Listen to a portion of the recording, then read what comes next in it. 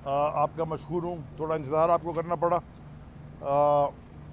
मुझे सिर्फ यहाँ पे इसलिए बुलाया गया था, या मैं आज इसलिए आया था, नोटिस इलेक्शन कमीशन ने इसलिए भेजा कि मैंने एक ख़त लिखा था जिसके ऊपर मैंने सारी यूनियन काउंसिल्स जिनके ऊपर इरेगुलरिटीज़ या ओपन रिगिंग कहने लगे वो हुई थी, उसके ऊपर मैंने बात करनी थी। लीगली तो इंडिपेंडेंट हर यूसी ने अपना खुद फाइल करना होता है, और वो फाइल किया है। दर्जन और 3-4 डजन यूसीज हैं जिनके ऊपर वो फाइल हुआ है इंडिविजुअली।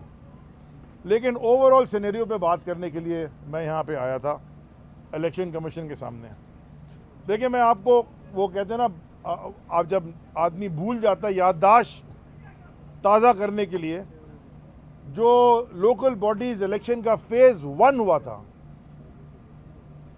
जो लोकल बॉडीज़ इलेक्शन का फ़ेज़ 1 हुआ था, जिसमें सक्खर डिवीज़न, लाड़काना डिवीज़न, मीरपुर ख़ास और नवाबशाह में जो 4 डिवीज़न में फ़ेज़ 1 हुआ था, वहाँ जो तमाशा हुआ, खून खराबा हुआ, वो सब ने देखा।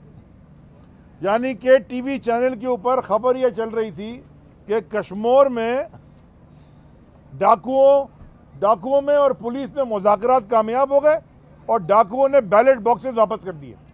ये तो वो इलेक्शन था फ़ेज़ 1 का। गोलियां चली, लोग शहीद हो गए, इंजर्ड हो गए। हमने समझा कि जब फ़ेज़ 2 होगा, हैदराबाद डिवीज़न जिसमें 9 डिस्ट्रिक्ट्स हैं और कराची डिवीज़न जिसमें 7 डिस्ट्रिक्ट्स हैं, मगर वो टाउन्स पे, हैदराबाद में 9 टाउन हैं और कराची में 25 टाउन हैं, 246 यूनियन काउंसिल्स कराची में हैं। 3 दफ़ा डिले होने के बाद जब ये इलेक्शन, 3 या 4 दफ़ा जब फाइनली इलेक्शन होगा, तो इलेक्शन एक साफ और शफाफ एक्सरसाइज होगी, क्योंकि इनको पता था कि इन्होंने क्या करना है। लेकिन उसके बरक्स जो तमाशा देखा गया, क्या हो गया उधर? हाँ,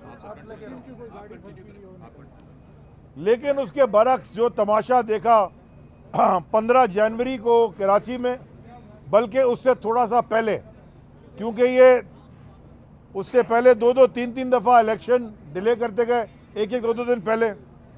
15 जनवरी संडे था, जुम्मे की रात को 2 बजे शर्जील मेमन प्रेस कॉन्फ्रेंस करता है सीएम हाउस पे खड़ा होकर और कहता है कि जी हम तैयार नहीं हैं और और इलेक्शन नहीं हो सकता, डिलिमिटेशन का इशू बना के।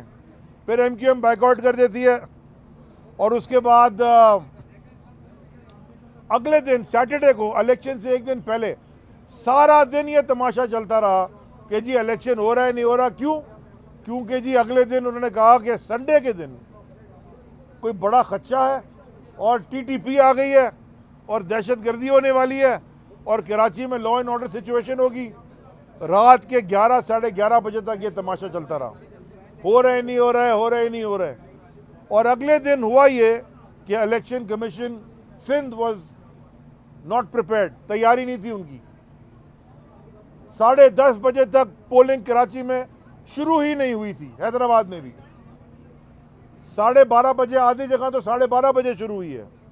और उसके बाद जो तमाशा देखा गया, इलेक्शन तो हो गया सुकून से, कोई टीटीपी का धमाका नहीं हुआ, लेकिन उसके बाद जो आरओज ने, कुछ प्रिसाइडिंग ऑफिसर्स ने, और उसके बाद जो आरओज ने तमाशा किया, वो सब ने देखा। फॉर्म 11 के मुताबिक तहरीक इंसाफ के बहुत सारे कैंडिडेट जीते हुए हैं और उन सब ने इंडिपेंडेंटली फाइल किया हुआ है, लेकिन जब अपेंडिक्स ए आया तो चेंज हो गया।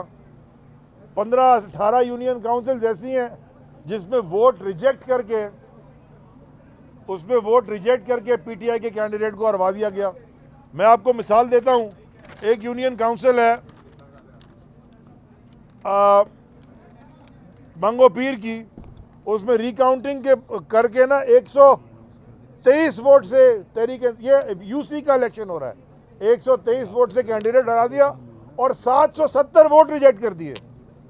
भाई वहाँ पड़े ही 1200, 1000, 1500 वोट हैं, यानी कि 50% के ऊपर रिजेक्शन कर दी। कुछ यूनियन काउंसिल ऐसी हैं जहाँ पे, एक वो चनेसर कोट की है, सईद गनी काशकली साहब की, वो जो हम जीते हैं वो हार गए, वहाँ पे 41 के आगे 2 लगा दिया तो 241 कर दिया। और 59 है, 51 के आगे भी 2 लगा दिया, वो 251 कर दिया, 400 वोट बढ़ा दिए और वो अपेंडिक्स में रिजल्ट चेंज कर दिया। तो ये वाला इलेक्शन जो था, ये पूरा इलेक्शन आरओज ने, जहाँ जहाँ प्रिसाइडिंग ऑफिसर इनसे मैनेज नहीं हुए, आरओज ने मैनेज किया हुआ था। ये बात मैंने इलेक्शन कमीशन के सामने रखी और मैंने इलेक्शन कमीशन को ये कहा कि अगर आपने ये इससे सबक ना सीखा, हमारी तो पिटिशन ही है ना, हमने तो लेटर लिखा हुआ, हम तो मानते ही नहीं कलअदम करना चाहिए, लेकिन अगर हमने सबक ना सीखा और इस तरह के इलेक्शन कराने हैं आपने पाकिस्तान में, तो फिर ना खर्चा करवाएं, अपनी मर्जी के बोल दें भाई ये जीत गया, पर ठीक है, पर इलेक्शन कराने की जरूरत क्या है? आरओ होते कौन है और ये खास तौर पे प्रिसाइडिंग अफसर होते कौन है? अब मुझे बताएं, वहाँ मैं जो 90% मैं सुन रहा था सुबह से बैठ के, उससे भी ज़्यादा, चाहे वो दूसरी जमातों की हों, चाहे अंदरून सिंध से हों, चाहे इंडिपेंडेंट कैंडिडेट्स की हों, चाहे जमात इस्लामी की हों, चाहे हमारी हों, जो वहाँ पे पिटिशंस सुनी जा रही थी वो थी जिसमें फॉर्म 11 में वो कैंडिडेट जीता हुआ था, लेकिन फॉर्म अपेंडिक्स ए में पीपल्स पार्टी को जिता दिया गया। तो इतनी धांधली करके इलेक्शन करना, और जिताते कैसे हैं?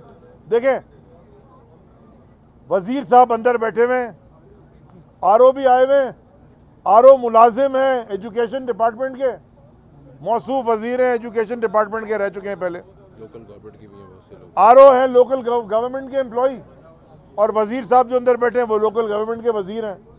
तो भाई वो वजीर के आगे कौन सा आरओ बोलेगा?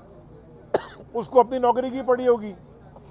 सो देयरफॉर ये एक पूरी शैम एक्सरसाइज थी। हम उम्मीद करते हैं इलेक्शन कमीशन से, हम